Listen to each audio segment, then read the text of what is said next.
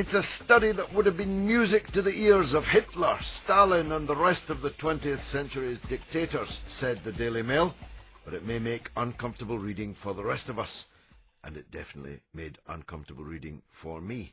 I, as a democratic practicing politician for most of my life, would never have put into words the theory developed by the people conducting the study, namely that people in the West, in democracies, are too dumb, too stupid to pick the right people to lead us. Now, I know that there's lots of evidence in our political leaders and the lack of ability in many of them that tends to suggest that the survey may be onto something, but we thought we better talk to the horse's mouth, as it were, the lead psychologist at Cornell University leading the study, Professor David Dunning, who joins us from the United States. Professor Dunning, thanks very much for joining us here on The Week. Governor Adlai Stevenson famously opined when voted out of office, "The people have spoken, the bastards." But he might have said, according to your study, "The people have spoken, the idiots." Possibly. That is what we do work here at Cornell on, is whether or not people really have an adequate impression of their expertise. Do people know when they're experts, and do people know when they're anything but experts? And essentially what we tend to find in whatever area of life we test is that people who are knowledgeable, people who are experts, pretty much know how expert they are, and they know the shape of their knowledge. But people who aren't, people who have gaps in their knowledge or deficits in their expertise, tend not to know that they have these gaps. They often think they're doing just fine and making absolutely splendid judgments. Well, indeed, although that would point us in the direction of a kind of meritocracy, wouldn't it, where you'd take an IQ test to see whether you qualified for the vote or not. I understand, of course, what you mean, and I understand the kind of evidence that you might well have gathered. I don't know if the George Bush era was a case in point. But, of course, as Churchill put it, democracy is the worst system of politics apart from all the others.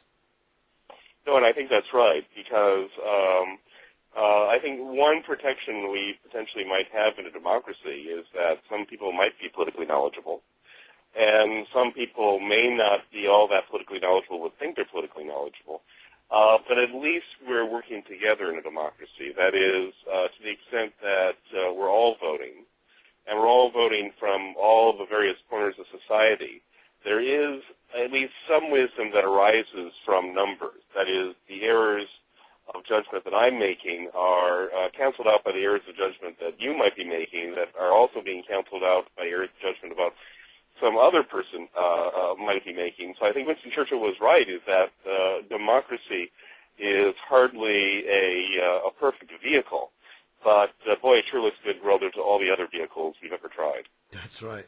Now tell me, how did you establish the dumbness, the dumb quotient amongst the electorate? What tests did you run? Well, we haven't done that work directly.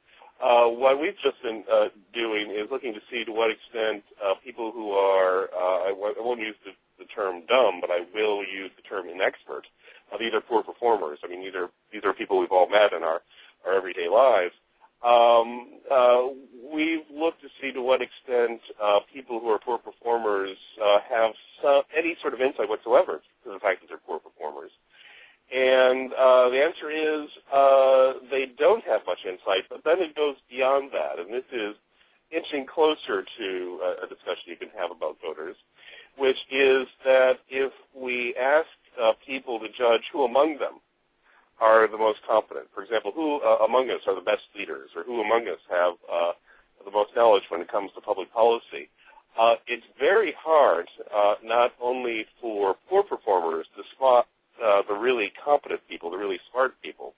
It's actually difficult for almost all of us because we're not competent enough to spot the really, really competent, the geniuses, if you will, among us. We simply don't have the skill or the expertise to recognize how right they are. And we haven't done it, but there is a scientist in Germany who's run computer simulations that if this is true, and our data suggests this is true, what happens is when people are trying to pick the best leaders, but they don't necessarily know what best leadership looks like, what happens is your best leaders don't survive any election. People don't understand how good they are. Now, mind you, people who are below average in leadership also don't survive the election, but what you end up with in this computer simulation are the best people being eliminated and the worst people being eliminated, and you're left with leaders who are mediocre.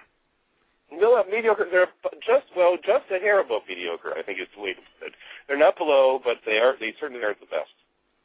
And any way forward from this? Better education, better propaganda from the parties? I mean, they're not short of dollars spent on propaganda in your country, but it's still... Well, it is. Yeah. No, I'm looking at the Republican field, and believe me, I'm not a supporter of the Democrats, but I'm looking at the Republican field, and I'm thinking that the Republicans in the U.S. are the party of business, and by and large, the party which most rich and successful people in the U.S. belong to. And yet I look at the field of candidates that they've produced, this time at least, and not for the first time, and wonder, is this the best America can do?